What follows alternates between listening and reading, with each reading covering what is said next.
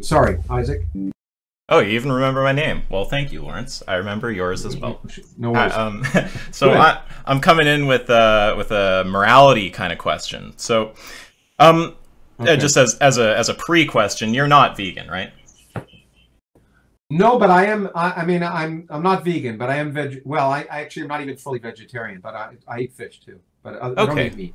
Well, allow me to ask you a question about this. So, if we were doing to animals, to humans, what we're doing to animals right now, presumably you would say it's wrong to support that. I assume that's a safe starting point.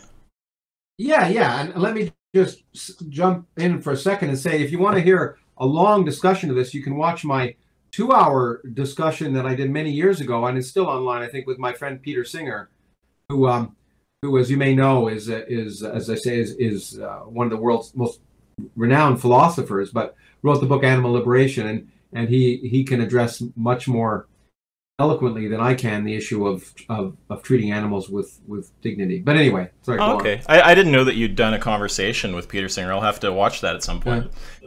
Yeah, it was illuminating for me, as always. Well, most of my conversations are illuminating, I find, but at least for me. Okay, that must be a nice reality to live in. I don't know if that's the case for me existing on Discord here.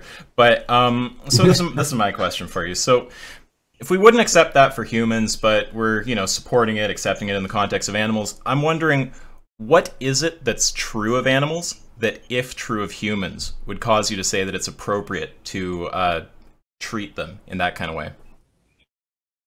That kind of way being basically like a Holocaust, just, stabbing to death, global mass murder.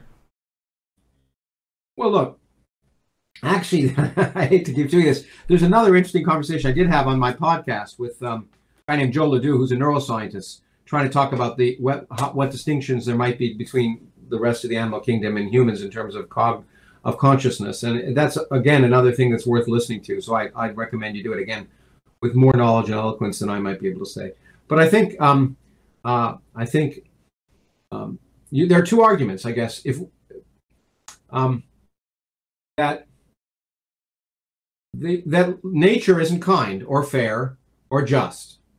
So one can always say, if one wanted to, and I used to say this to some extent, and the point is that lions eat eat animals because they're carnivores who have evolved in nature to eat other animals. So eating other animals is certainly something that doesn't go against nature. However, there are many things that don't go against nature, but we have having intelligence and an awareness and a consciousness.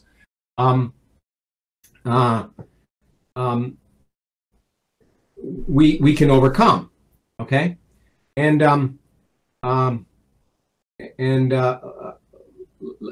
let me stay back. I see these silly pictures coming out, and then they get removed. But we're getting it under control. Don't. No, it doesn't matter. It doesn't matter. Let me point something out to the idiots who are presenting them.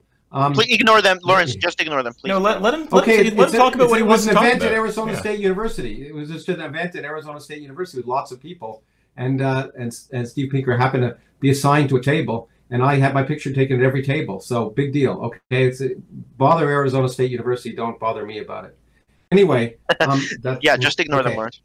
Okay, yeah, I know, but it's something that isn't clear to a lot of people, so I just want to point it out. It was a big event at Arizona State University at the Phoenix Botanic Gardens. But coming back to animals, the relevant question. So I think the fact that humans eat other animals is not a priori unnatural. We might say, given that we know those animals exist, do we want to cause them pain? Is it appropriate to, as you say, breed them? And those are subtle and difficult questions because I think that, for example, I've been to India and a number of times, and you see cows wandering on the street because people, are vegetarians there and they don't eat cows. But the interesting question I have is that at least is worth discussing is if people did not breed cows for food, would there be any cows? Would they survive in an evolutionary context? So so that doesn't justify it necessarily, but it's something that makes it a little more subtle, I think, at least personally. Well, it's not. But go on. Sorry. Well, yes. No, sorry to cut you off. I just think in all the trolling and whatever was going on, the question might have gotten kind of lost in the fray there. Like, what I'm wondering about is, on your view, what is it that's actually true of animals? That if this thing were true of humans, or things if it's plural, we'd actually say that treatment is appropriate. Because surely it's not the fact that it's natural, right? If it's natural to murder people, we don't say, oh, it'd be good to murder. Exactly. As I say, there are things that are natural, things that are natural that we don't do because we have consciousness and we have awareness and we create morality and ethics and all the rest because of our consciousness. And I think one of the things you might argue, but again, we don't know the answer, is that humans have apparently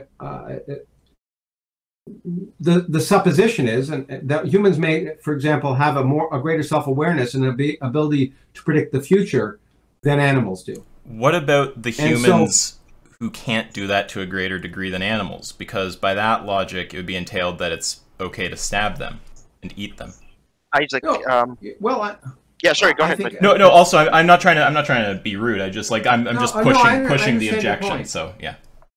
Yeah. Look, I mean, you can keep pushing it, and you can push it to the point where you say that we should treat every living thing with respect, and that's a reasonable approach. Well, I'm not even saying that, though, Lawrence. No, let me just take. You could argue that severely. I mean, some people might argue, and some civilizations did this. Severely disabled individuals should be killed. Is that your view? Did it. But is that your view, though? Right, but then that's not an answer, right? So what I want to know is, on your view, what is it that's true of animals that, if true of humans, would justify murdering them like this? It's clearly not it doesn't seem like it's their cognitive level, because you don't want to murder the disabled. It doesn't seem like it's the fact that it's natural, because you wouldn't say it's okay to, murder if it's natural.